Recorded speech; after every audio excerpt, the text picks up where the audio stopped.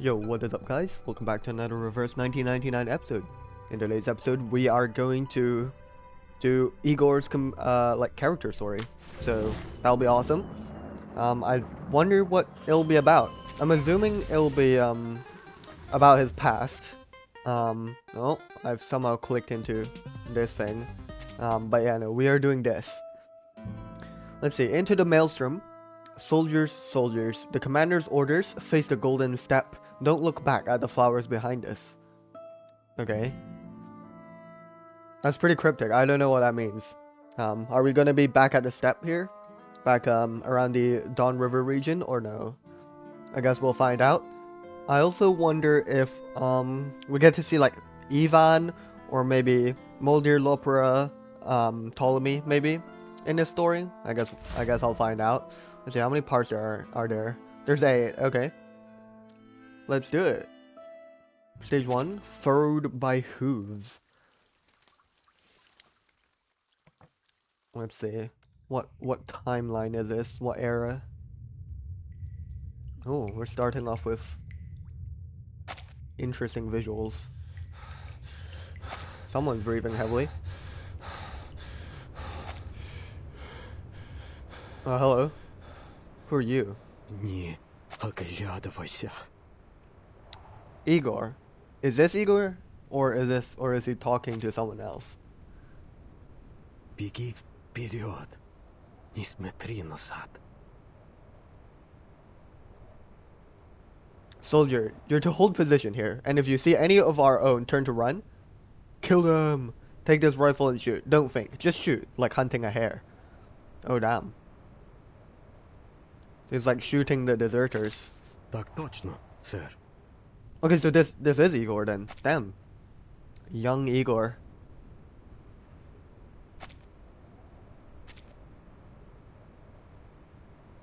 I believe in our men. Not a single soldier will step back.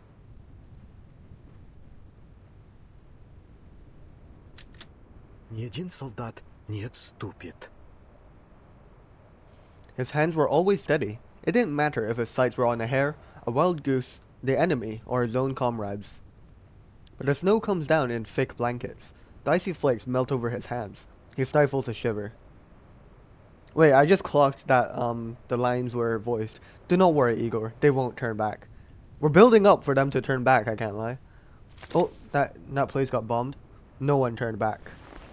The soldier eases his finger off the trigger, wary of his skin sticking to the frozen metal. Oh, someone turned back. Who is that? Igor's finger twitches back to the cold metal as a figure enters his scope. Is that like a comrade or is that some unknown individual?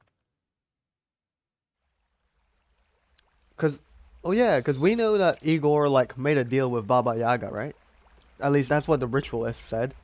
And I think Igor also confirmed that a little bit when he got like his whole squad to show up at near the end of the previous of chapter 12.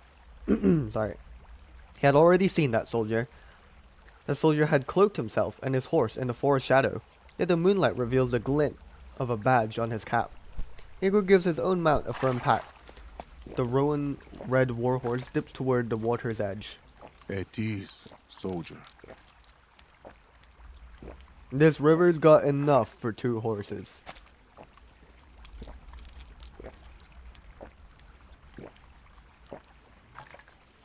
Okay. So now I'm confused. Are we actually... Is this not past Igor? Sorry, this like this model of him is confusing me because I thought we were looking at a younger Igor. Unless this... No, I don't know. Yes, sir. This might be flash forward. The soldier leads his horse to the river, halts before Igor and salutes. Reporting, 1st Battalion, Cavalry Regiment. Grigory Andreevich, Cavalry Regiment Scout. I know. A flush creeps up the soldier's face, making his crooked, high-bridged nose seem to curve like a saber. I didn't expect you'd know my name. I remember. Your father is a Cossack from the Don. It's a beautiful white horse, groomed to perfection. The saddle shows no wear. Silver trinkets glistening at the corners. A white warhorse. That might be counterintuitive, because I know because I thought they preferred like darker colored horses so that they don't stand out on like a battlefield. So like a white warhorse is kind of risky. His colorful saddlebags seem more fit for celebration than the long road ahead. Oh, well, I guess right now it's not being used for war, but I don't know. Maybe they are, because this is a battalion after all, so yeah, I don't know. And a long road it will be. After their brief rest following the Battle of Belgrade, Igor's army must soon break camp. Oh wait, what? This is current era. Okay, so this is...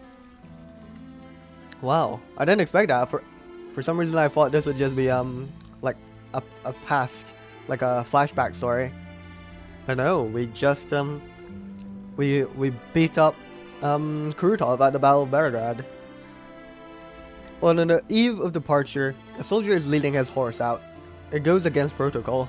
But Sir, I know I shouldn't leave camp alone, but I only came to water my horse, soldier. He cuts the soldier off. Посмотри на эту реку, на эту степь. Winter is closing in, and the air is thick with the decay of leaves and oak bark. Feathergrass stands tall and it steps beyond the woody copse, glimmering with a soft silver light that suddenly bows low, tracing the wind's path. You may have forgotten, but your father wouldn't. This was my home once.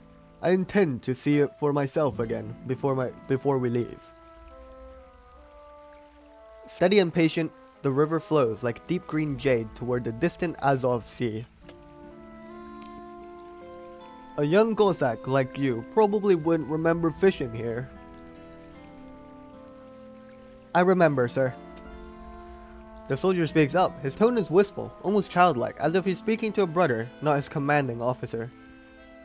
My father would take me fishing when I was small, always on nights with a full moon. I was too young to row, but father didn't row much either. We just let the current take our boat wherever it willed. Father would toss a handful of rye into the water and cast his line out, then we'd sit under the moonlight for the rod to dip. The fish back then seemed to be as strong as bulls. We'd have to tire them out before bringing them in. I remember one catch, a good-sized catfish with its puffing lips gasping as we pulled it out. He tossed it into my basket to carry home and said he'd be marching to the front tomorrow. Lamb. A ripple spreads on the water. Hearing their voices, the fish hide their shining scales. Сегодня мы ловим рыбу на Дону, завтра мы идем на войну. Так живут казаки, дитя. Igor's eyes don't linger on the water. Instead, he strides up to the white warhorse.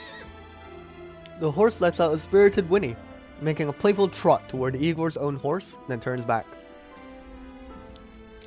Your father taught you more than fishing, I see.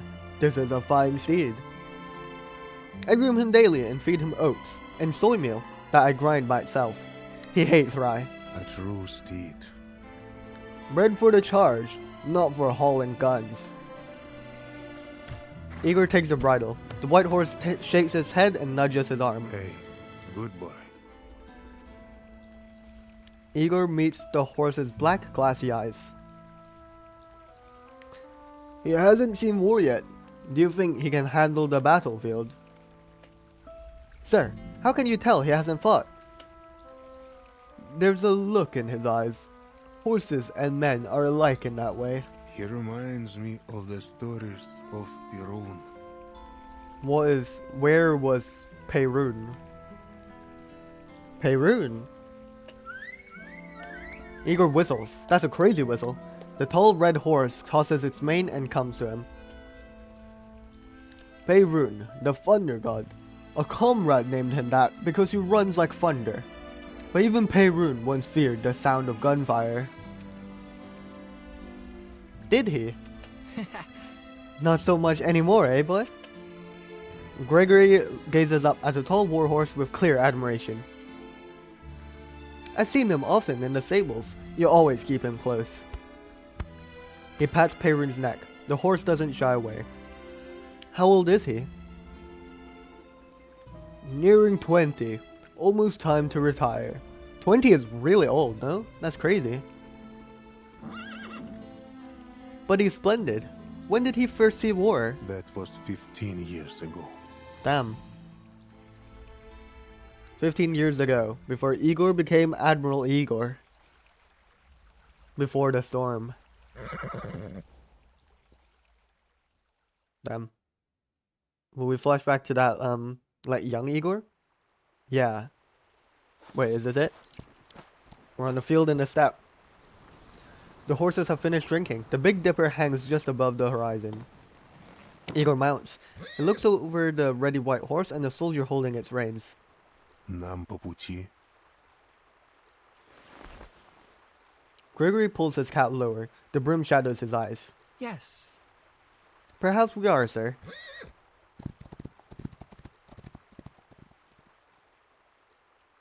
Okay.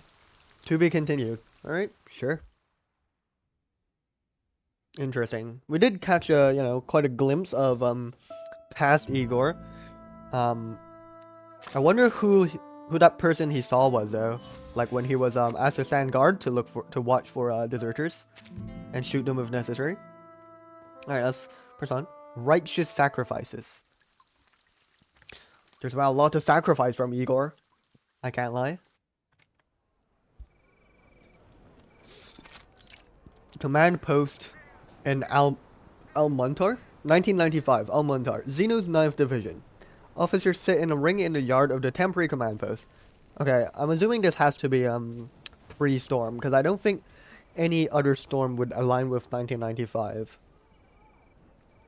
There are no chairs. They sit on straw or hard earth. Has concern for comfort. Their coats are stiff with dried blood and dirt. You didn't see what I saw. The gunner I pulled out of the car, his eyes were leaking oil. Minus Vindicte. Who knows what we're fighting? Air defense is dead. Can't get a scout plane up. It seems almost like how things were in a great patriotic war. And what did we fight then? German tanks, 900 mm guns, and bears the size of 3 men. Better than dealing with these monsters. What's the situation? Whoa! What the hell? Yo! Pre-storm Igor looks cool. His shoulders don't look as wide though. I guess he really must have grown out his shoulders in the next 15 years. We fell back in good order. We minimized casualties to below expectations, less than 30%. But the armored core is gone. The tanks are all stopped dead out here. Only half the crews made it back. They've outclassed our armor entirely, but what's pinning us down isn't their tech, it's their arcane skills. I know. Have whatever is left of the armored cores placed into the infantry companies. Give them whatever rifles and ammunition we can spare. Tonight, the guards will bring in all our dead. We need more space for graves. Arseny nods. Silence settles over the yard, layer upon layer like dust. The sound of spraying water comes from the stables. A stream of mud, blood, and oil flows down from the bright chestnut coat of a horse. Andrea, how can you still be in the mood to fuss over a horse at a time like this? Old Crooked Nose, babying his precious Perun again. What's new? Was good's a beast of flesh and bone against tungsten and steel. Andrea circles around Perun, checking him diligently for wounds, before wheeling to face his jeering comrades. You'd have a Cossack go without his horse. You forget there are places a tank is not fit to go. Mountains, forests, swamps, city streets. Where tanks will go, I take a tank. But where they cannot, Perun will go. Okay, so it looks like Perun was originally belonging to Andrea. Day drinking again, Andrea. Andrea ignores him. He places his hands on the fence, his burly frame clearing it smoothly. Mid-descent, he thrusts his winding whip toward the sky. Our plan is simple. We ride forward and cut down everyone in our path with our shashkas. All we need to do is ride faster than their bullets. The cavalry officers laugh. It's almost enough to break the tension in the air. Igor laughs too. Igor, sir, no, not you too. It was your plan. It was my tactic. But your horse was too slow. The bullets caught you. That's how that nose of yours got bent out of shape, wasn't it? The crooked-nosed man raises his whip, making a herding call. Shoo, shoo! I was born with this proud feature, as was my grandfather and his before him. It wasn't a bullet that caused that damage anyways. In the fight, this one pulled a shovel out of nowhere, held it overhead, and the bullet just bounced off. Damn. Is that tech? Is that strategy? The laughter grows louder, becoming like a steady ripple, at last piercing through the air. Igor's adjutant comes close, voice low beneath the laughter. Sir, the Pax House. Alright, what do they want? Amber Room Project? Actually, no. Like Amber Room Project is post-storm, I believe. The Pax's house's communicator is different from Zeno's red phone. It is white, clean, like a pebble from the dawn. Normally, it is just as quiet. Our radar remains non-functional. Air defense and armor systems are paralyzed. Cause unknown. Initial assessment points to Arcanist activity. Not a single arcane soldier's power, but an elaborate ritual. We need heavier fire support. We will also need a dedicated Arcanist detachment. The request makes a long static hum. Vice Admiral Igor stands straight, holding stiffly by the communicator, waiting with perfect detachment. A young voice comes through, cool and even. The Pax House acknowledges your loyalty for not withdrawing without orders under these conditions. My army will keep marching until the order comes. We salute your efforts. Reinforcements are on the way. I need an ETA. Not available. We can confirm they are already en route. Until they arrive, you must hold Al-Muntar. Whatever it takes. The flat voice rises to stress these last words, pressing the unspoken gravity of the situation. Have you further questions? Only one question. Okay. What is in this city? Oh, they don't know why they're holding the city. They don't know why they're protecting Al-Muntar. Our orders are to hold Al-Muntar at all costs, and the enemy, despite achieving total air superiority, has refused to commit their bombers to the assault. Something here matters to both sides. What is it? Any specifics are on a need-to-know basis. You don't have the clearance, sorry. You have your orders. Good luck, Vice Admiral. Damn. The higher-ups always hiding their secret information, man. But what could be in Al-Muntar? Al-Muntar looks no different from other cities he has known. Igor studies the map rolled out on the table. His finger points toward the city center. High ground. His finger moves past the old fort and the bank, sketching the city's form in the dry air. Forest. The city clings to the mountain, ridged by dry juniper forests, and below them, rain-drenched wadis. Plains. Just beyond lie the wide scrublands where his army first met their mysterious enemy. He marks down the results. 30% casualties, armored cores effectively destroyed. Like being dragged back 50 years, back to the Great Patriotic War. Igor was not born then, but the war still left its mark on him. His father, Vasily, was a cavalry officer in that war. Tanks are tougher than horses, but tanks cannot go everywhere. Horses can. Oh, this is mirroring what Andrea said. Forests, swamps, streets, ruins. In such places, their armor and firepower mean little. Once the enemy is forced out from their iron shell, it is soldier against soldier. Our men are no better at street fighting, but we fear death less. My army fears no enemy. Haha! Forget hundreds of meters. In a city, you fight for 3 or 5 at a time. You might fight for control of a single room. We fought from the living room to the kitchen. The next day, back the other way. Plus 3 men for the kitchen, and we held it less than a day. But it wasn't a bad trade. Those bastards left 7 over the living room, and we took out their tank with a few Molotovs. Soldiers' lives were traded for ours. We were 300 strong when we arrived. We bought a day and a half. My commander called it the best deal that war could offer. Igor measures the streets in his head, counting the hours he can buy, the lives he can spend, to hold out until reinforcements arrive. Damn. The sacrifices. Perhaps reinforcements will arrive tomorrow. Or perhaps death intends to visit us earlier. He shakes his head, not at the conclusion, but at his own hesitation. A bullet, once fired, does not hesitate. There's only ever been one order.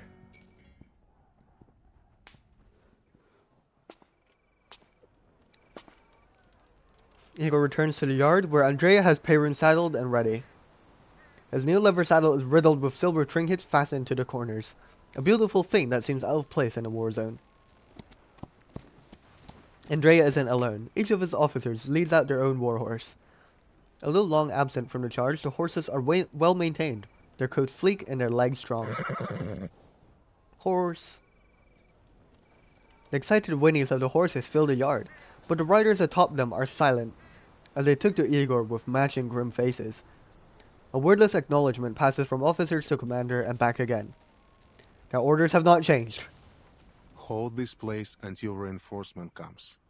Whatever it takes. Yes, sir! Alright, well. But yeah. So I don't know if it's been confirmed before, but I definitely didn't recall, but yeah.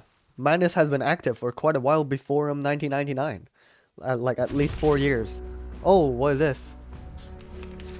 To achieve victory in this simulation, you need to destroy the enemy command center.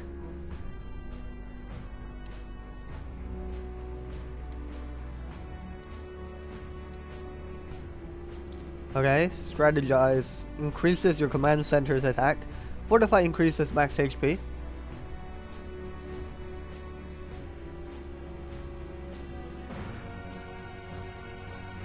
What the hell?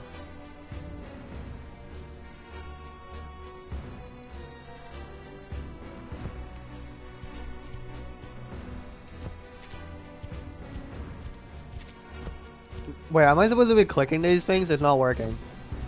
Did they just spawn in? I don't get it. Oh, I need to like drag it out. Right, I forgot, sorry. Interesting. Ready unit. Like here? Oh, I see. How bizarre. Let's attack their backline, guys. Oh wait, no, that's our... Wait. I'm so lost, bro. Wait, we're actually getting killed. We're actually getting cooked. Yo, there's too many guys. Wait, huh? Wait, we were on the left? I thought we were on the right for some reason. My fault, bro. Yo, I might be a bit delusional there. I thought we were on the right side. And I was like, no, all our cavalry are getting destroyed. But it's actually the enemy getting destroyed. Oh, that was funny. Alright, fill the first cup. Let us press on. Beautiful sky. We're out on the field of the steppe. Igor takes the reins, his eyes narrowing as he stares up toward the North Star through reddened and weary eyes. Since arriving on the steppes? No. Ever since leaving Sao Paulo, he has not slept a full night. The black-violet sky night surrounds him. He leads no army now and follows no orders. He simply rides toward the North Star. Like actually, why is he riding toward there? My little horse and I would ride through the golden fields beneath the sky. How sorrowfully my heart sighs. A song drifts along from the river, giving the night a sudden peace and life. I hear the wind whispering on and on. A low murmured hum finds the quiet soldier. Heartened by Sid singing across the water, it grows clearer.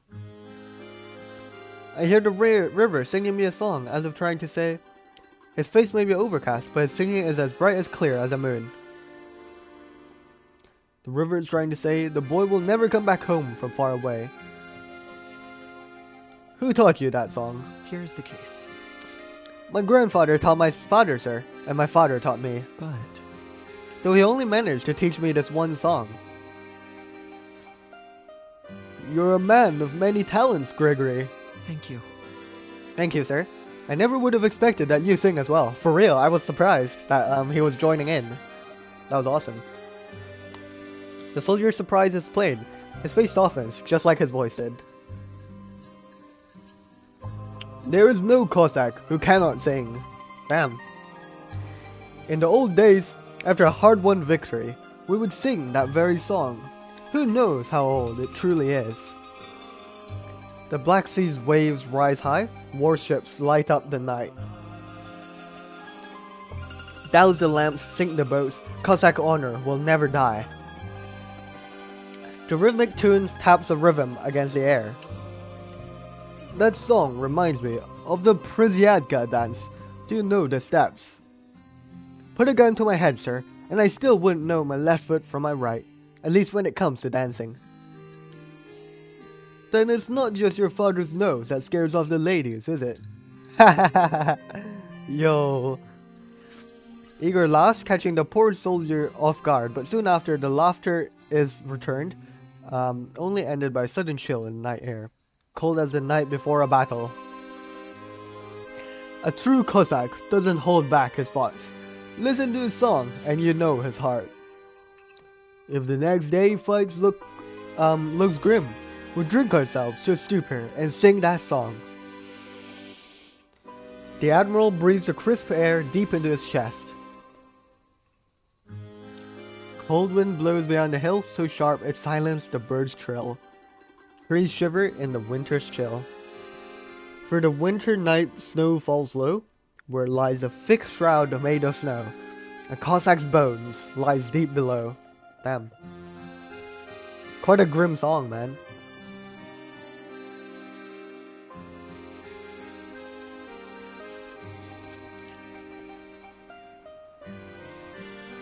Made of snow, a Cossack's bones lie deep below. With his last breath, the Cossack pleads, build him a high grave mound where he can be laid. Okay, so now we're back in 1995 here at Olmuntar.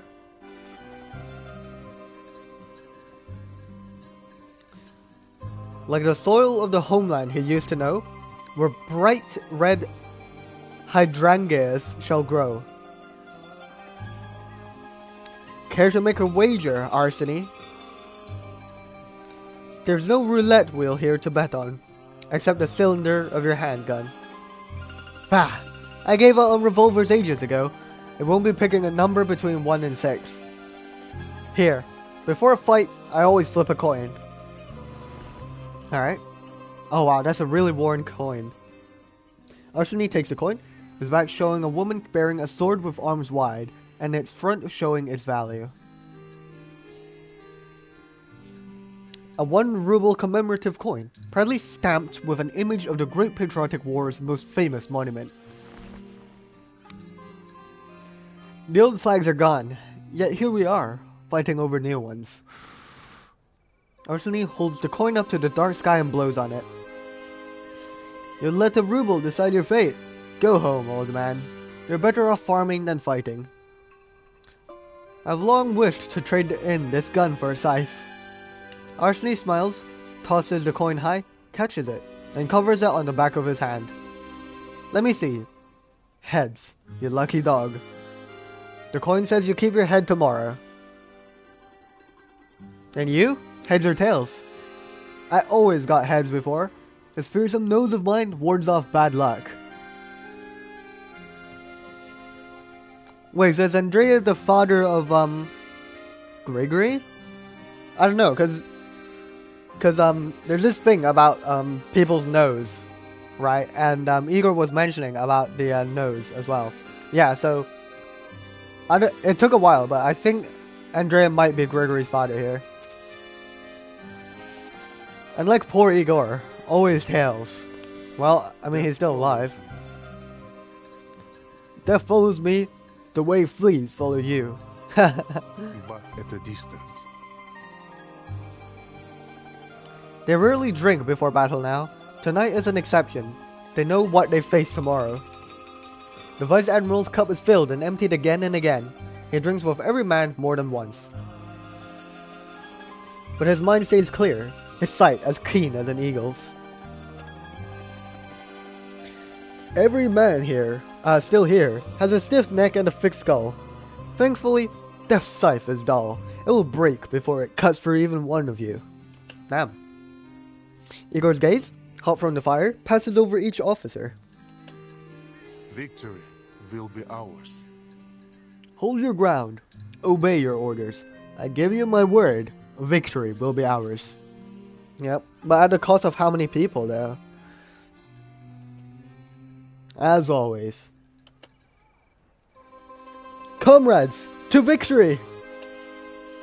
Let's beat those monsters back to hell! See the bank in the middle of the street? Tomorrow, I'll hold that door myself. Not a soul gets through, save enough to take a hot bath. Each officer stakes a claim over their sectors, boasting over who might spill the most enemy blood. And the high ground? Arseny points toward the raised overlook at the center of town, like the exposed spine of a slumbering beast. The commanding view over the city is an obvious prize and likely to be the measure of victory or defeat. By tomorrow's end, the hilltop would climb higher still, raised on the corpses of the fallen. We'll need an entire regiment up there if we have any hope of holding it. The talk and laughter stop. The fire seems to quiet too. No need for a regiment. It will only take one man. One man? Like him? Arseny pauses, the drink flushing from his red face to his eyes. He pats Igor on his shoulder. I should have known it would be you. He raises his cup high. To Igor! To Igor! Well, I mean, glad to see Igor was so well liked in back in the day as well. His saber catches the firelight, making its edge resemble a burning crescent moon.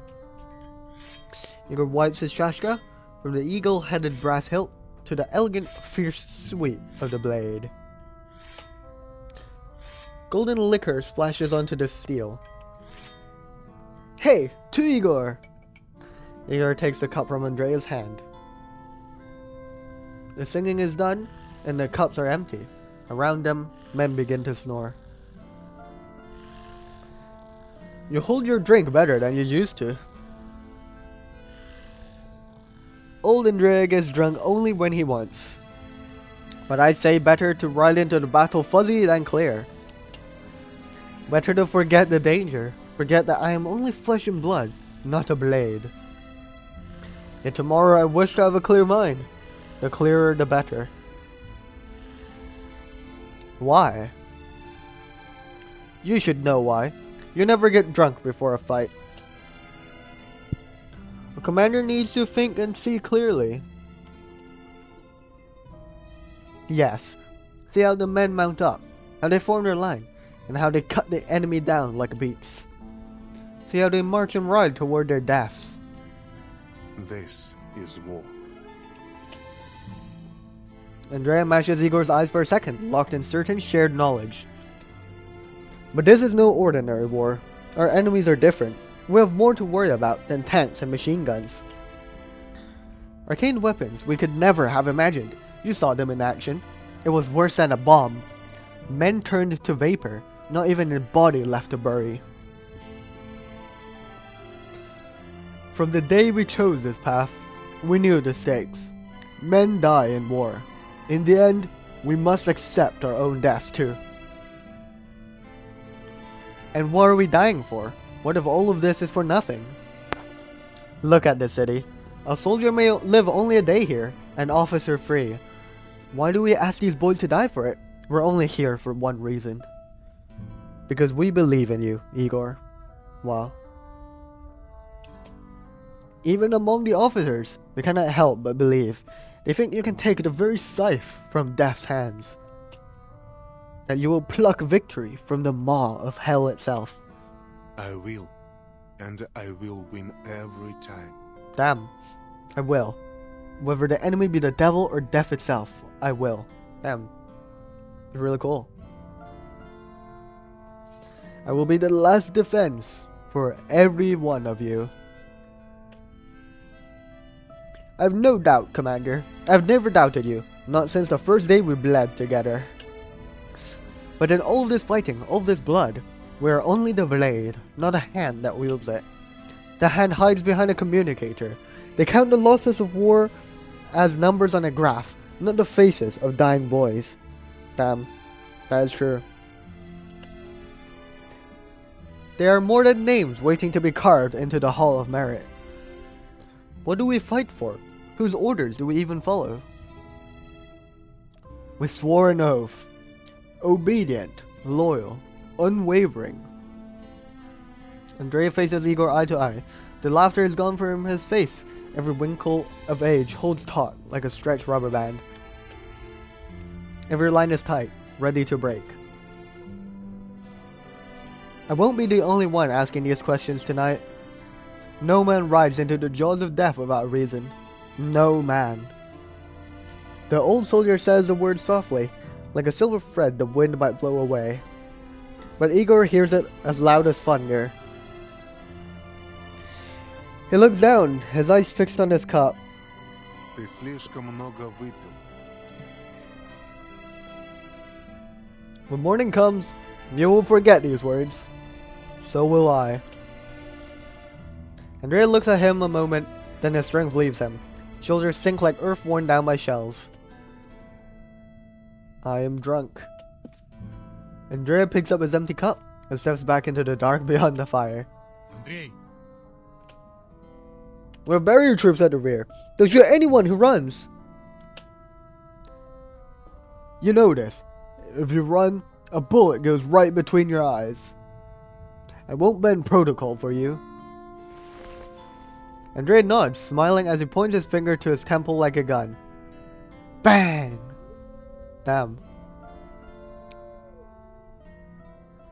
So he just goes off. And Andrea's no more? Damn. Well. Okay. Here we are again. Let me try and do this properly again. Let's see. Kind of want to do some teleporting. Let's put some soldiers back here. Hello? There we go. Yeah, we're attacking their base. Let's spawn some more soldiers in the back here. We're just sneaking past. Very sneaky. Let's get up these guys out here.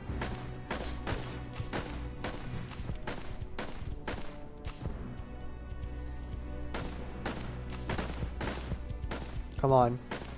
This is a pretty cool minigame though, I must say.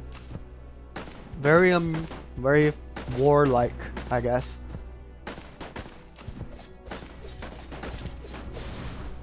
Nice. Good stuff. Alright. That's that. Let's press on to the next part. Harder than armor.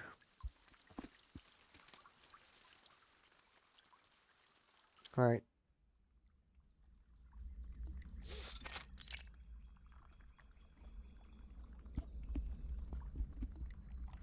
Bang! That bullet came that close to my skull. I felt it glide over my nose, then skip away, as if my nose were made of solid iron. Because... Couldn't really be iron, could it? Too crooked, like mine.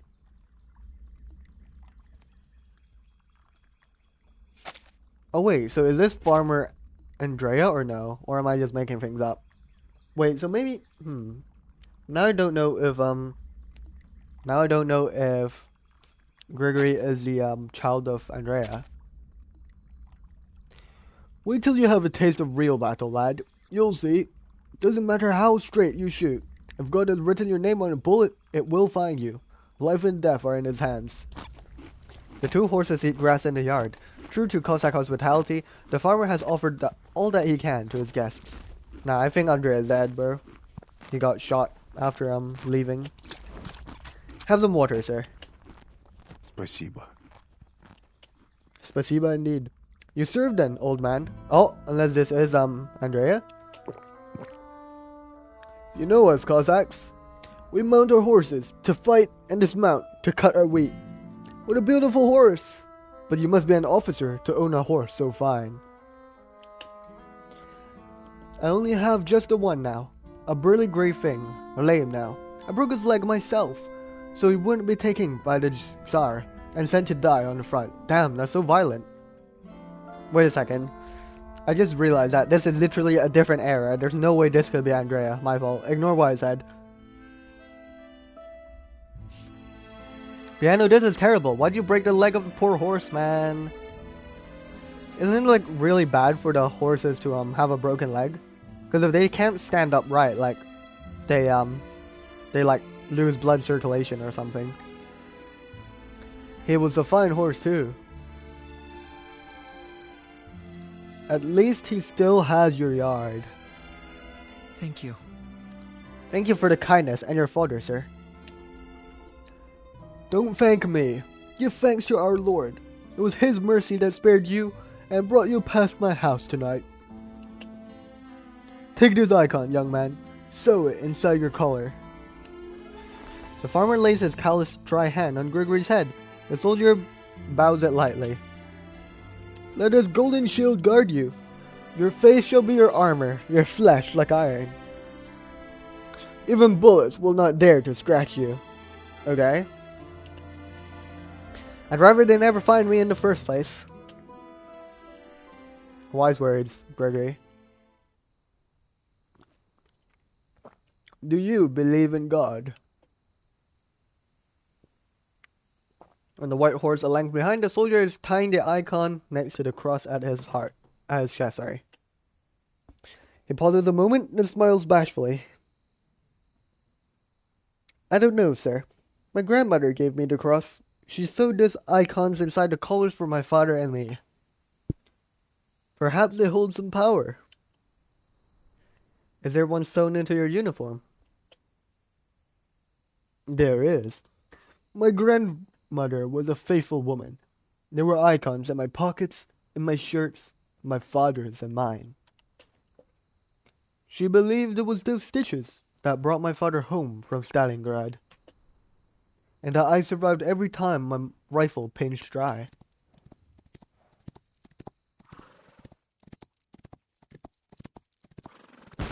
Oh dear, what has happened? Is it a flashback or... This is not good. We are on a battlefield. In Almundar, fighting against madness. A single man stands upon the high ground of Almundar. Igor. His ammunition gone, Igor holds his shashka. The thin blade is rolled and chipped along all along the damaged edge. Piles of bodies lie beneath his boots. So many, they blanket the earth. Reinforcements are here. Launch the counterattack now. The Vice Admiral doesn't answer.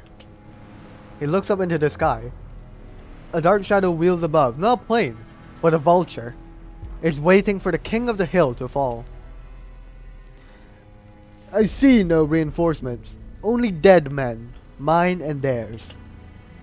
The 9th Division is to launch a counterattack at once. We will honor your forces, and every soldier that falls. When this battle is done, you will be raised to the rank of Admiral. But these are your orders. Only one question. Bro, what flippin' Pax house, bro? What is in this city? It isn't mission relevant for you to know. Believe that every drop of blood shed by your men will water a new world of peace and order. Every sacrifice is necessary, but we can't say anything more. What is in this city? The silence from the other end feels like a sigh. Operation specifics are above your clearance level, sir. We will do as ordered. We will fight, and we will die until the end. But I will know what we are fighting for. Igor walks down from the high ground into the street. Damn. The pack's house and their secrets, man. All these people are like dying, protecting something that they don't even know what it is. Blood trickles down the road like a lush spring. Spent casings rustle under his feet with each step, like the fallen leaves in the birch woods near his home. His father used to spar with him there, teaching him to use a shashka. In close quarters, a blade is swifter than a rifle. Hold it. Feel its balance. Make no unnecessary movements. The blade will tell you when the moment is. Now. Igor holds the shashka with a backhand grip, cutting a sharp, clean arc across an enemy soldier. The masked soldier falls like a wet sack, black slime seeping from the gash in his abdomen. Ugh! Igor appears behind another enemy as if from nowhere, driving a shashka through their back. It is his arcane skill. He can traverse the underworld, delivering death from unexpected angles. On the battlefield, you need to watch for more than just men.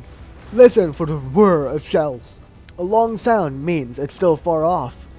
A low, urgent puff means it is right above you. Igor hears it. Oh dear. The shell strikes the bank dead on. The commander of his first regiment, a man who enjoys nothing more than a hot bath, stands with his mouth hanging open with a look of puzzled bewilderment, until a cloud of dust and rubble blurs his face. An army wins only if it acts as one body.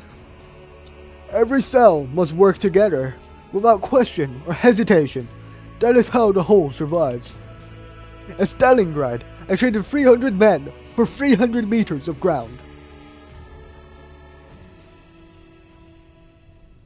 Here it seems they've fallen even thicker, and for less. Igor knows every face, the living and the lost. Nikolai, from the 1st Battalion, lies on his face. His cap is gone, along with the top of his skull, the inside of which is filled with strange, squirming black slime. And Karimov, dissolved by some kind of arcane skill, his blue eyes melted like runny eggs streaking over his nose. His fingers clutch the barrel of his rifle, which has somehow been forced through his own gut. Fyodor, with the neck ear. Dmitri, who stopped the missile with a potato sack. Андрей, The damned crooked nose. Okay, so Andrei died here. Wait. Okay. Andrei is thankfully whole. Two soldiers carry him by the head and boots, as if he were only sleeping off a hangover. A single bloody hole in his forehead. He knows this shape. 7 deserters, handled as the code demands. Okay, yeah, no, so he did desert. 7. For battle this bitter, it is little surprise. The fear of death can break even the strongest soldier if they lose hope. Every commander knows that. A hollow tremor passes through Igor's chest. Peyrun. He bolted toward our line, spooked by the sound of gunfire perhaps. No one knows what Andrei was thinking then. I see. So I guess this is where Igor would take care of Peyrun from then on.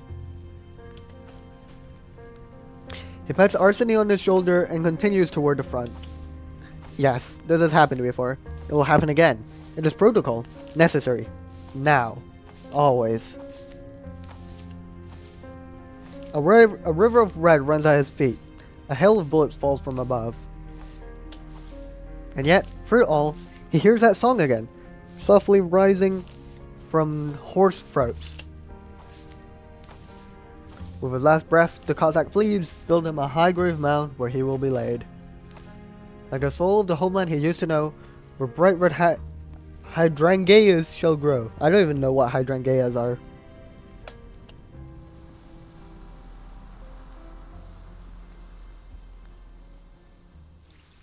To be continued. Damn.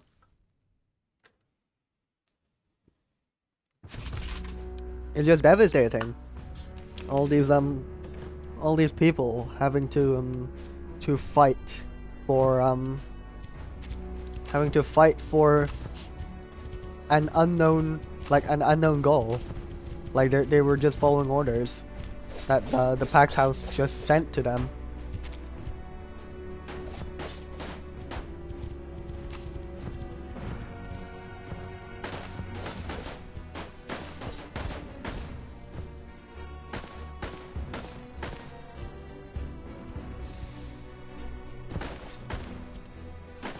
Oh dear, wait, we're actually gonna get cooked. No, no, no, no, no, I'm sorry. Please don't cook me. Maybe it was too troll for me to send the tank directly into the enemy lines.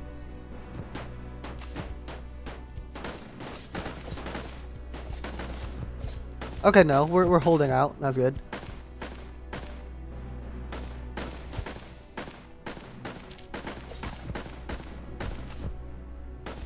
This is fun though. I like this.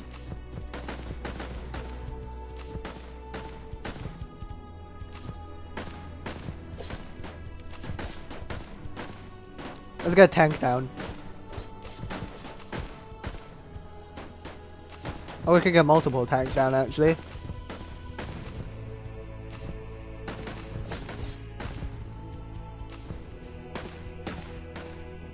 War is just terrible, man. Like even in this mini game, I haven't even been clocking, but so many people are getting killed here. What did I upgrade? What does this upgrade? I forgot. Okay, well I upgraded it twice by accident.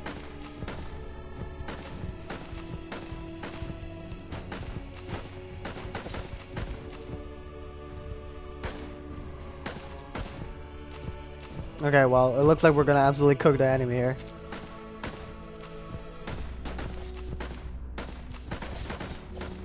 Get him! Damn.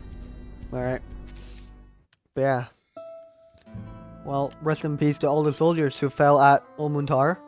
The Pax House was super vague about the reinforcements. Like Igor literally saw no reinforcements, and like his like army basically like got murdered. No, like they kind of just got cooked quite hard.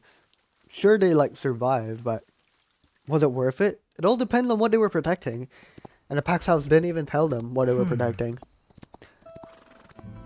That old man's nose. It's nearly identical to my father's.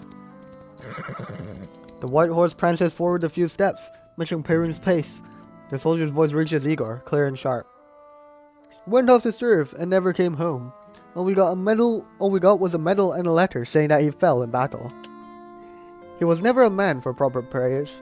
The little stitches didn't do much to help him. Grandmother would always say how much I take after him. I mean, the crooked nose.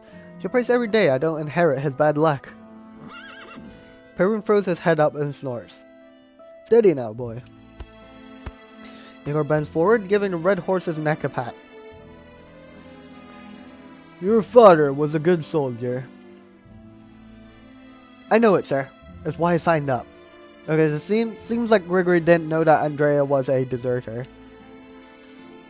When I was young, I wanted to be the soldier my father was. Some children are raised with fairy tales. My father would tell me stories of Stalingrad. Every street, every building, every person in that city, living or dead, they're all here. Igor points to his head. Clearer than any memory from my childhood. I suppose it made you who you are today. The Admiral does not answer right away. He looks down, thinking for a moment.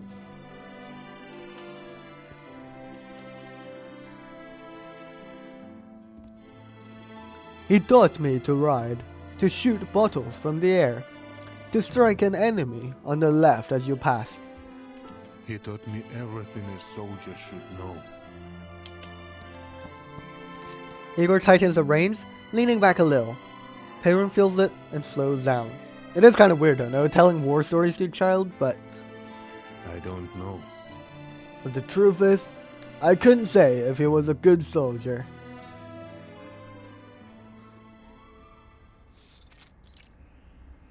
This forested steppe looks pretty fantastical. Like the glow is pretty magical. A row of bottles are laid out on the ground, partially buried in falling birch leaves. Ровно. The young man places his finger on the trigger, draws a breath, and lets it out slowly. In the quiet moment after the exhale, the shooter's body is at its most stable. Now! On me! All fighters! Charge! A heavy thump comes from behind. At the same moment, the balls hit the ground and break with sharp cracks. Василий! The young man sets the rifle down and pulls his drunken father up. It was never easy. Vasily is a mountain of a man, and in his stupor, he is like a wild animal, bucking and flailing his arms. Throw Molotovs at the tanks! Well done! He shakes Igor's hand and stands straight with a fierce, fiery look in his eyes. Igor pins the heavy guns from the roof. Valerie takes the ground floor. Explosives to demolition team! Where are they? Василий. You shouldn't drink like this anymore. His father does not hear him. He spins around, listening for an explosion that has not come. Only the wind whistles through the birch leaves. Okay. So it seems like, yeah, he's drunk and also, like, kind of reliving his war days, kind of.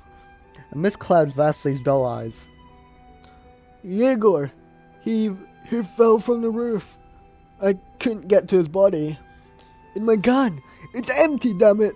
Where's my gun? You shouldn't be handling a gun right now. You couldn't even hold it steady. Bulls!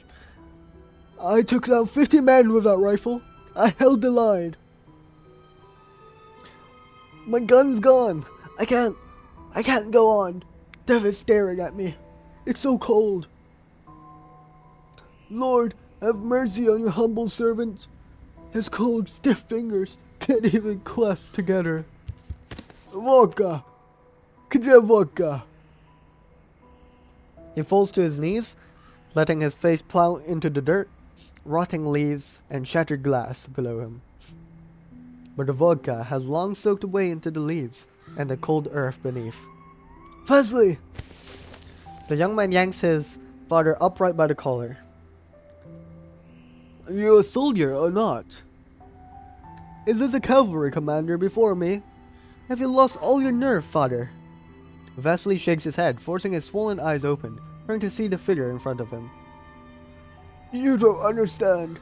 You have not seen war as I have. You know nothing, boy. I'm going to the front tomorrow. Nam. No matter who my enemy is, I will be the first man forward. No matter who my enemy is. If I were to hesitate for even a moment, I'd rather be shot by my own comrades. Then become you. Damn. Vasily's eyes finally open fully. It looks like the young man who shares the same grey eyes. Do you know the smell of burning flesh? It is strangely sweet. But breathe it in for just a moment, and it sticks in your nose, your throat. You cannot clear it. You carry that smell to your grave. Do you know the sound of a bone breaking? It's a sharp snap, like pulling down a frozen branch, like ice cracking. You do not know, boy. You don't understand. The young man stands unmoved and unbroken by his father's reproach. I will proceed. Yes, I don't know, but I will. And when I do, I will not take one step I back. will win. Whether my enemy be the devil or death itself. So brave, so stupid.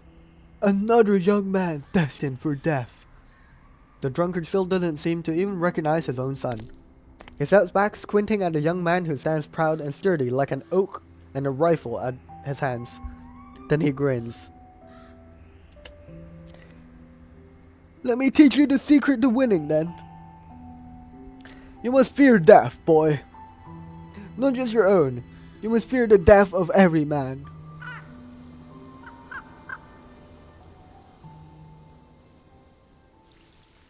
To be continued. Nam. it is crazy that well, actually it's not crazy, but it's just like unexpected to see Igor's father acting like that after getting like drunk. Also, what are the elites? Are these better? I think these are just like arguably better, maybe. Yeah, I think these guys kind of just do more damage, but they cost more.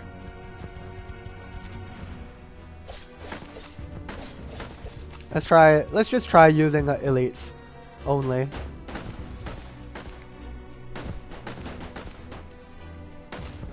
But yeah, seems like Vasily did have some wisdom to him after all, despite his drunken appearance. This is tough actually. The elites aren't absolutely rolling the enemy, which is a bit annoying. We're gonna have to fight back these guys for a little bit with the normal soldiers.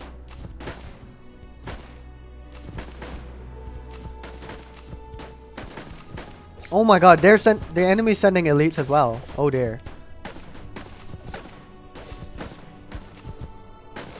Oh my god, no, we're actually getting cooked. Oh dear. This is suboptimal. Maybe I shouldn't be placing all those tanks after all. War is so bloody, man. Even in this minigame.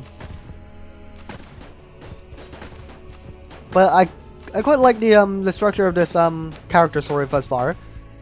We are kind of like following, you know, Igor and Grigory, and we're basically like reliving parts of Igor's past, you know, and the devastation that occurred in Almuntar. I want to know what they were protecting though in Almuntar. That's something I'm interested in, because like it seems like a lot of people like lost their lives in like defending that place. So I wanted to know what was so important that the Pax House wanted to protect, for them to have gotten Igor's army to have pushed them so hard like that, like with questionable reinforcements. Like we never saw those reinforcements. Also, I think we're like barely holding the line here. We might get cooked soon. This is tough. I'm literally just spamming these 2-cost soldiers.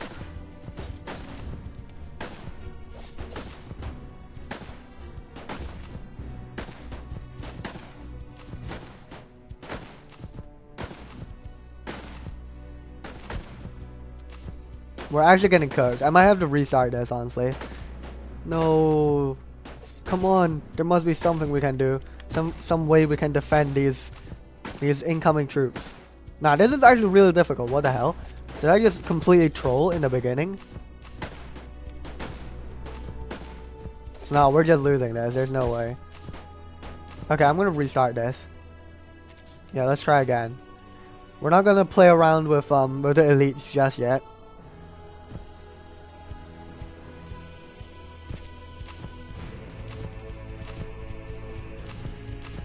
Okay, so this is good for armored vehicles.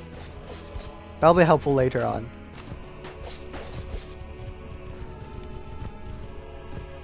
Let's drag a few of these out. The artillery. Can we just overwhelm the elites with our normal soldiers, I wonder?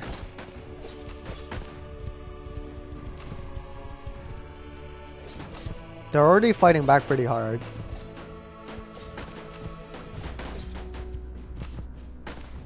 Okay, let's bring back some artillery.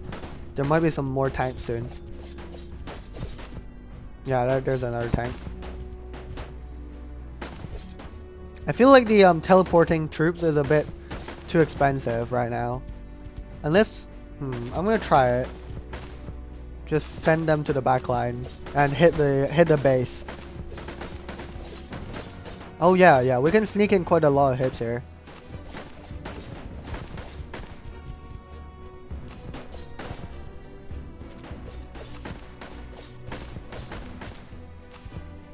Yeah, we're like sneaking a lot of damage just by literally spawning them within the enemy base. Maybe that's the strategy, yeah. Okay, well, not too shabby, but yeah, that was tough. War is tough, man. I do wonder, I do wonder how much longer we will be in the current era, 1920. Cause yeah, we've been here for like what three chapters ish. Wait, have we? No, I think it's just been 2 chapters. Never mind. But yeah, next chapter, I believe, like surely we'll be heading to Hungary, right? Cause we've alluded to Hungary multiple times. So I wonder what will be going on in Hungary. I had my sights on a hare. I asked the commander, "What do I do now?" He told me I was a good shot. Told me not to move, to stand my ground, and even if any of our own ran back, to shoot them with my rifle. Like hunting a hare. A rough laugh escapes Igor. The soldier replies. I wanted to run away the first time, but I knew there was no turning back. If I ran, I'd end up with a bullet through my head, but if I pushed onward, at least I had a chance. So I just kept going. That fight through that snowy mountain pass, you remember it? I remember. I got knocked off the cliff in the first few minutes. They left me hanging there until your flight unit saved me. I see. I'm not a proper soldier, sir. I could never be like you. You've done well. In the last battle, I saw that you were the first to storm the enemy's position. You've done well. Gregory looks down at Igor, surprised. A genuine grin spreads across his face. Thank you, sir. I know you don't say those things lightly. I think every soldier under your command would want nothing more than to hear that we've done well. Every one of us wanted to be like you, sir. That was our second wish. The first was to have our names carved in the Hall of Merit at headquarters. But the more battles I fight, the less I understand why I'm fighting. The friends I joined up with are all gone. On that mountain, at the South Pole, in Sao Paulo. Maybe their names are carved into that hall now, but I'm not sure I would have the heart to look. His voice catches in his throat. He hesitates over his next words. But he turns anyways, and meets the Admiral's gaze. What about your friends, sir?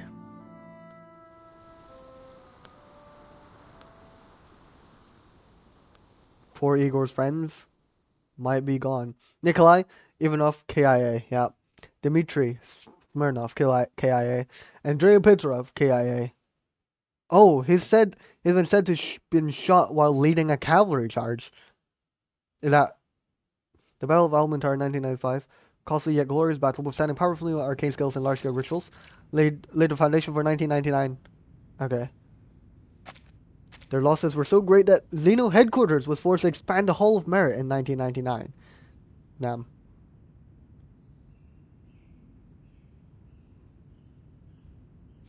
Most of Xeno's fallen are marked only by name on the wall. Yet Igor sees a face behind each one.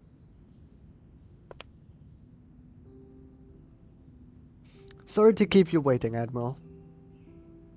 But the files you requested regarding the Battle of Almantar in 1995 are not yet declassified.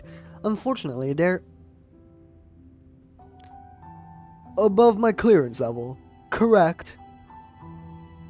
The staff member gives a polite, apologetic smile, choosing the words carefully. Sorry. The thing is, there were many such smaller engagements in 1995. It can be difficult to keep track of every archive and file. And as I'm sure you're aware, headquarters is still sorting through the aftermath of the recent battle. Things here are even more disorganized. I understand. Thank you, and thank you for your service to Xeno. Can I help you with anything else?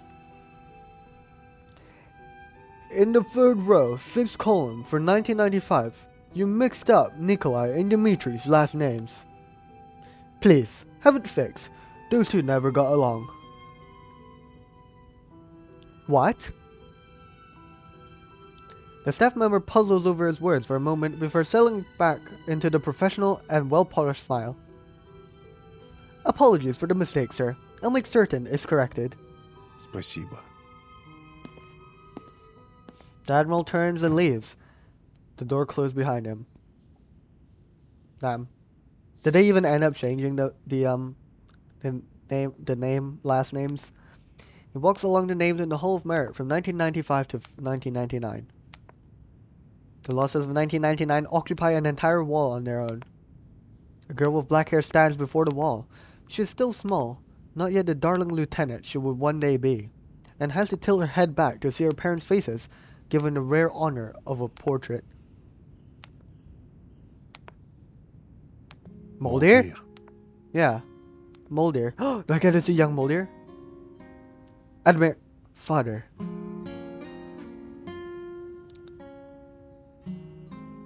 You may call me Admiral, or Igor, if you would like. It is his first day with his new foster daughter. He stands beside her, looking at the photo of his comrade. Arseny. He fell in 1999 in Abadan. It's a good picture. We knew these photos would end up here one day. He made sure to dress for it. I told him to shave that beard. He told me, "You're one to talk."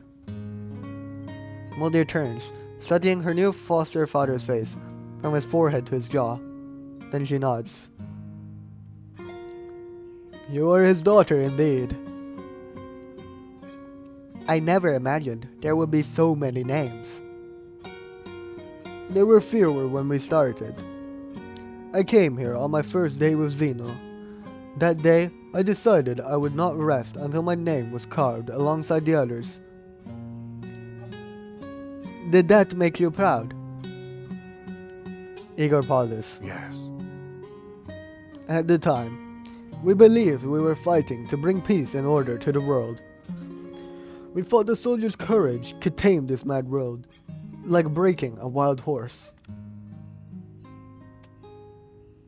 So my mother and father, they were proud too. It isn't a question, but Igor nods anyway. They earned a soldier's honor. Will my name be here one day? Igor bends down a little, meeting Mulder's gaze. You would not be the first to wish for it, but I hope not to see that day. They want a soldier's honor, like your parents. The girl looks up at the wall, at the thousands of names stretching out like a vast web, hanging over the shoulders of the living. She doesn't understand war yet. She couldn't possibly answer his question. But there's one thing she needs to know first. All these people, why did they die? Because what? There are many answers. They died in the Battle of the Storm. They died by Manus Vindictate's hand. They died to push back chaos and evil. They died fighting for peace. He lets his gaze wander across the length of the hall, where names stretch back from 1999 to the founding of Xeno. Countless names broken up by countless doors. Each time he comes here, he sees them open and close. The files you requested regarding the Battle of Almantar in 1995 are not yet declassified. Believe that every drop of blood shed by your men will water a new world of peace and order. Sir, you don't have the clearance. Every sacrifice is necessary, but we can't say anything more. Sorry. The Admiral stands before the 1999 storm wall, looking at the young, familiar faces. He can't bring himself to answer Mulder's question. I don't know. And that's the sad reality. They don't even know what they died for. But I will find an answer. I wonder if he ended up knowing what was in Almantar. What could be so important in 1995?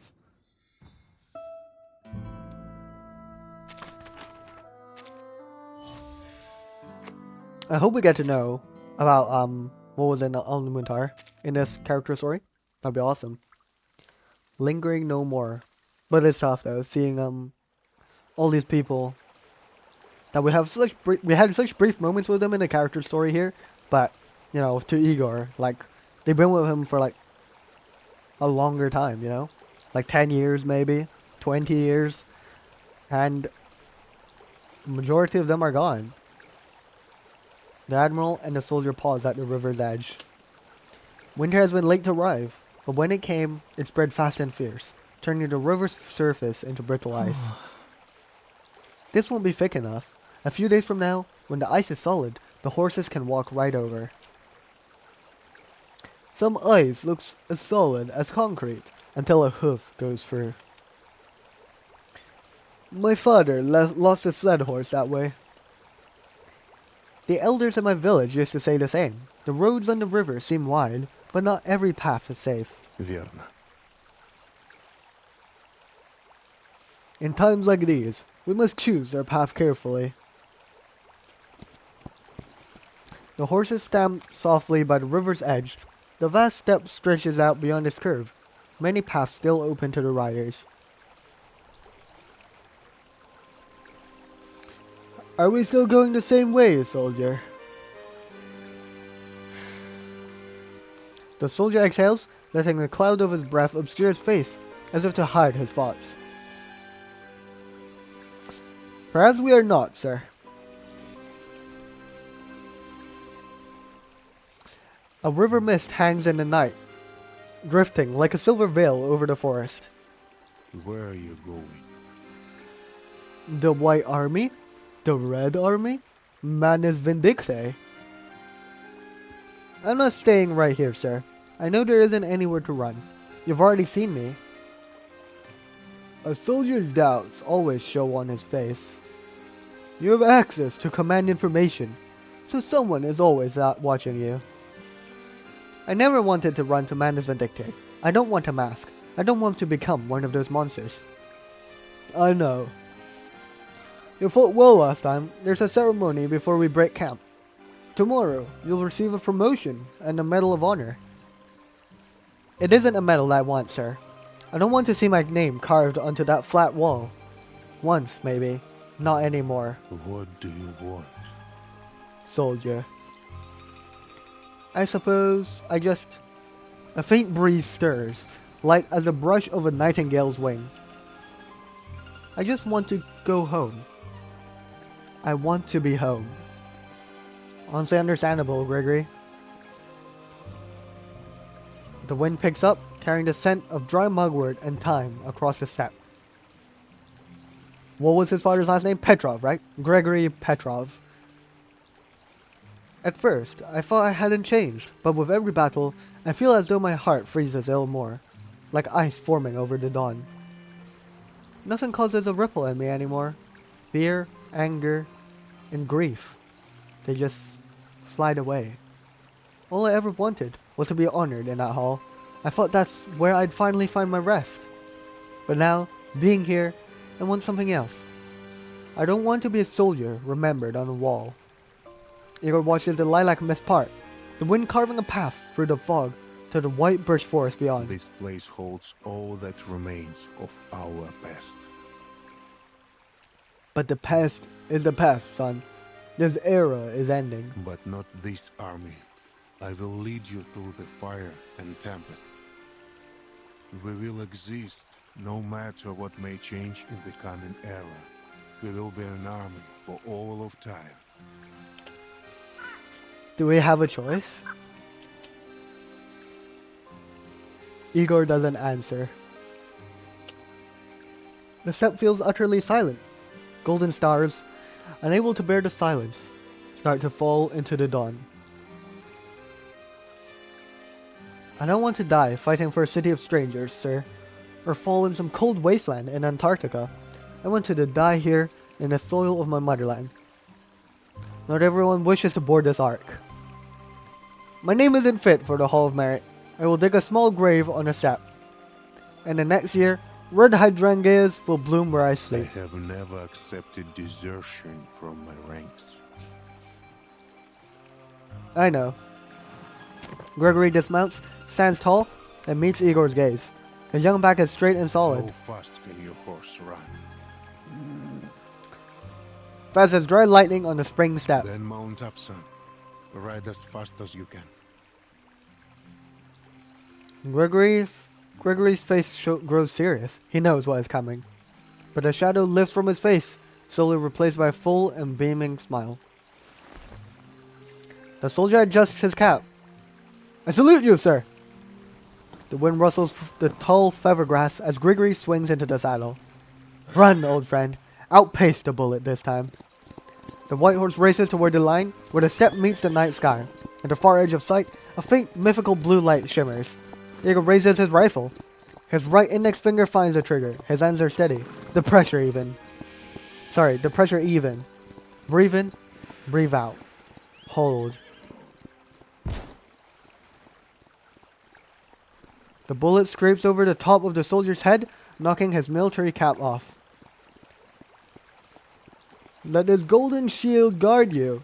Your faith shall be your armor, your flesh like iron. Даже пуля не посмеет тебя поцарапать. The white horse runs on, faster and faster, into the dreamy blue light. Igor's hadn't aimed for the soldier's head. Well, thank you, Igor, for letting Gregory run off like that.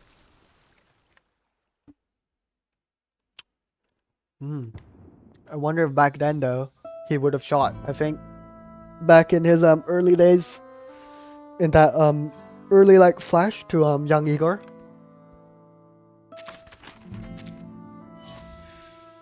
But yeah, well, off goes Grigory Petrov. We will probably never see him again.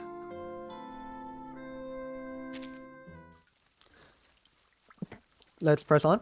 Part 8. An order. What type of order? I mean, Igor takes no orders now. The military cap falls into the river, breaking the razor-thin ice. The pieces chime as they float away, carrying the cap away. He holds the rifle up. His hands are steady, but a hint of confusion lingers on his face. He can't recall when the scope has been mounted. He looks through the scope.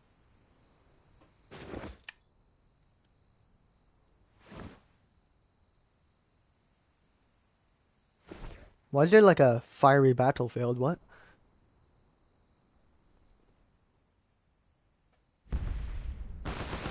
Charge!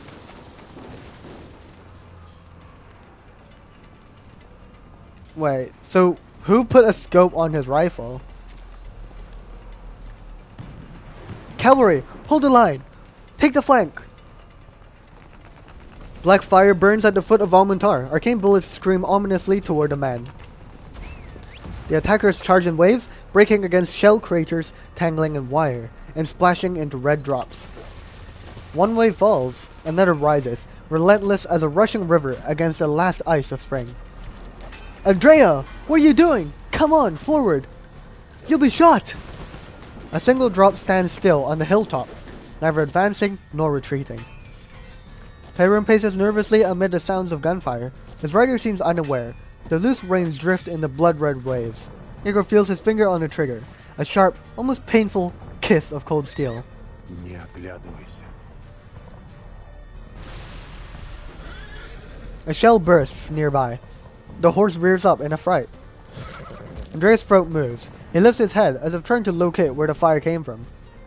Беги вперед. Не оглядывайся. Andrea tightens his legs around the horse's belly, leaning forward like a drawn bow.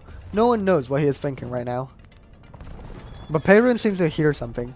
The horse gives a long, glad whinny and turns, racing toward the empty ground where there is no enemy and no comrades. No man rides into the jaws of death without reason. No man. Bang! Igor's finger jerks on the trigger subconsciously.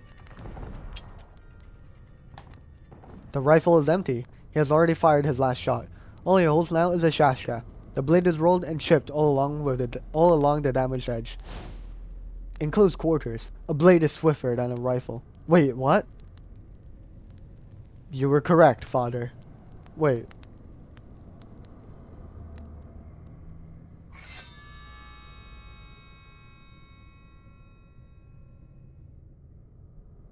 At his feet lies body in blue uniform.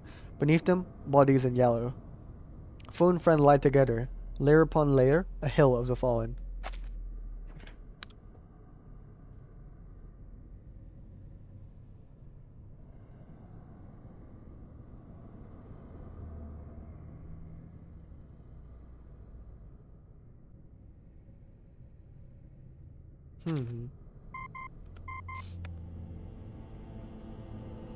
Sad music is playing. Admiral Igor, the files you requested regarding the Battle of Elmentar in 1995 are not yet declassified. And the operation's objective is above my clearance level. For now, you only need to follow the order. The order is... Whatever it takes. But not this army. Oh. Requesting use of a vacuum bomb to be deployed against Manus Vindicate lines.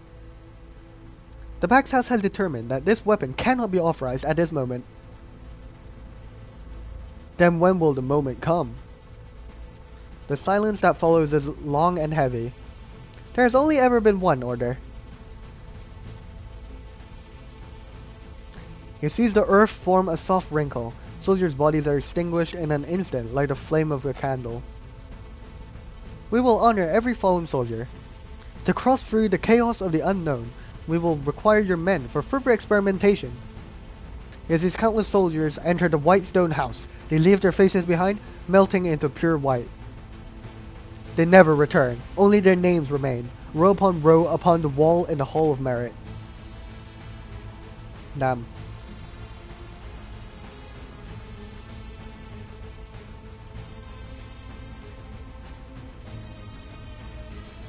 All these people, what did they fight for? Why did they die?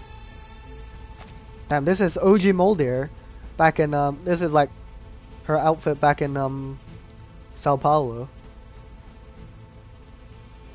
I don't know. In the hall, he sees his own picture, taken in his first year with Zeno. On that day, everyone wore their dress uniforms. They waited in line with a sorrowful sweetness for the honor that was sure to come. I once believed. In it. I sent you to the treacherous front. I told you to advance at any price, even if the path led to the edge of the abyss or through the flames of hell. There has only ever been one order. I thought it would bring a world of peace. I thought it would give a soldier glory that wouldn't fade. However. Damn, look at his face. What a sad face. Oh my god, this looks cool.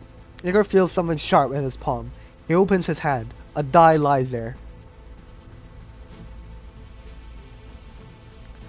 His heart is a hanging lute. A hanging lute gently plucked. He feels a hollow tremor. Yes, this has happened before. It will happen again. His heart was once as hard as stone. Fate plucks the long rusted string. The die falls within the rain. Sorry, the die falls with the rain in Sao Paulo. That's a lot of ones. To achieve glory, but I see too that glory has failed us.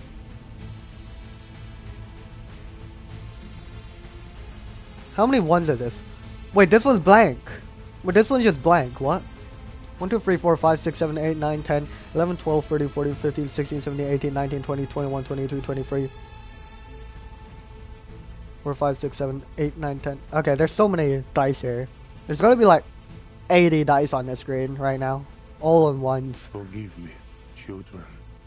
So this is when he was about to pull off Sao Paulo and the rebellion.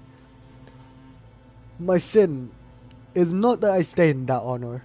Not that I disobeyed the white stone house. It is that I did not stand beside you to the last. I couldn't bring everyone into tomorrow. Damn.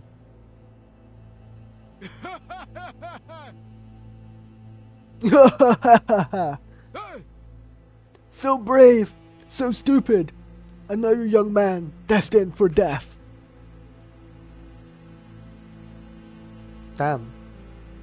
Oh, it's not over. Does he have any more knowledge to impart? Vasily? The old drunk cavalry commander stands in the fallen leaves with a fierce fiery look in his eyes. Let me teach you the secret to winning, then. You must fear death, boy. Not just your own. You must fear the death of every man. Their deaths are on my shoulders. My soldiers will be with me, no matter whether they live or die. My sins will be with me until the darkness of the underworld devours all that I am. The old soldier smiles faintly. His callous hand dives into his coat, but finds no flask. Hey, little Igor, do you remember how to hold a rifle? Да, отец. First, plant the stock firmly against your shoulder. Lean back a little. Igor's right index finger finds the trigger. He sees flakes settle on the barrel. The trigger feels as cold as ice. Держи тело ровно. Медленно. Bang!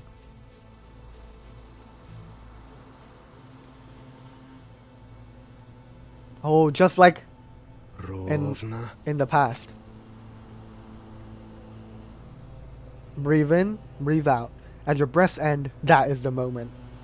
He closes his eyes, then opens them. A figure enters his scope.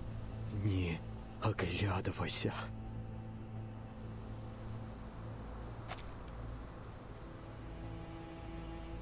Whoa, it's him! That's him, that's himself. Беги вперед. Не смотри назад. The figure grows clear, halted between the steppe and snow, neither advancing nor retreating. It looks a long time before he knows the man before him.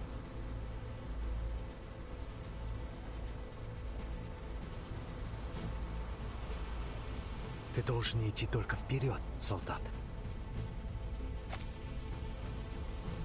You must move forward. Я не оглянусь и не пойду вперед по чужому приказу. You betrayed those who trusted you. You betrayed yourself. Я уже выбрал другой путь. Is it the right path? The soldier and the admiral hold their distance together against the wind and snow as Igor lets himself think the next moment through. There has only ever been one order. Так точно, сэр.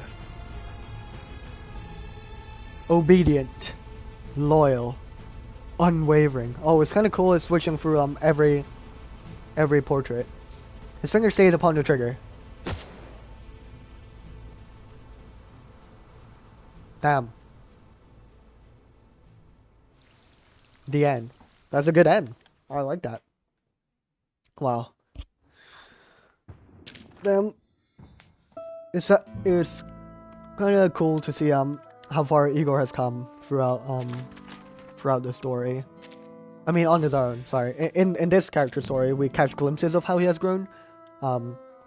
Starting off in the beginning, where the doubt started to creep in 1995 at Ulmuntar. Yeah. You can see him harboring, well, is it doubt? I don't know if I can call it doubt. It's like he was pursuing the reason for their orders, right? Of holding Almuntar. Because there was something there in Almuntar that they were stationed there to protect. But, you know, the cost was so many soldiers, so many people died there. And even we saw even in 1999, he still couldn't get a hold of that information. Yeah, and that's, I think, maybe one of the first few instances where Igor's like obedience and loyalty begins to waver a little bit to the Foundation specifically, and this one order that he's been following all along these years. Yeah, it was really cool though. It's kind of awesome to see kind of like the like 3 different timelines of Igor, right? The very young version, who was out here, you know, shooting for traitors, deserters, and then we've got 1995 Igor, you know, that one kind of extends into 1999 Igor, who, you know, adopted Moldir. It was cool to see Moldir though. I love Moldir's character, but yeah. And then from everything like 1995 onwards, 1999, you know, they had to make out an entire wall in the Hall of Merit just to fit in the soldier that died in that battle. And the thing is, like, I don't know how you know, how the situation actually is, like, regarding the Halls of Merit, you know, in this world, but, you know, from me as an outsider, like, if I were just some random Foundation employee who's not a soldier, you know, like, I would be like, if someone like was like, you know, these two last names on the wall are like swapped. They've swapped the last names. Like, the average Foundation employee who knows nothing of war or like devastations of it, they're like, what? They'd be held back like that member, like. Because I feel like they, like, outside of soldiers or like family members, I feel like there wouldn't really be any like other type of person to be visiting these Hall of Merits, you know? Like, we've got all these soldiers, like, once upon a time dreaming of being put on that Hall of Merit, right? This glorious wall of names, of heroes, right? Who helped preserve the peace and protect peace and order, right? But the reality is, like, realistically, only people like Igor, like soldiers, admirals, commanders, people like Moldir, you know, like families of people, would realistically, they would be the only visitors to these Hall of Merits. Like, not like everyone would be checking out these walls and actually taking into account the number of lives lost, the number of people, real people, who had families and lives and personalities. All these people who were lost in pursuit of the Foundation's idea of peace and order across not just 1995, not just 1999, but across all these eras now, as the storm carries on. And like, yeah, and like not many people actually acknowledge like the full sacrifices of all these soldiers. And this Hall of Merit, I keep referring to the Hall of Merit because it's like the most, like, it's like the culmination of all the soldiers, right, that have been lost. And like, if you ask me, I feel like most people in the Foundation probably have never even stepped foot in the Hall of Merits, you know, like they would not recognize like half the like 99% of the people on that wall anyways. But yeah, I like the story. Fleshes out Igor even more, and we see at the end there, as he prepares himself, apologizing to his adopted children about the things he was about to do in Sao Paulo. And we all know how that went along.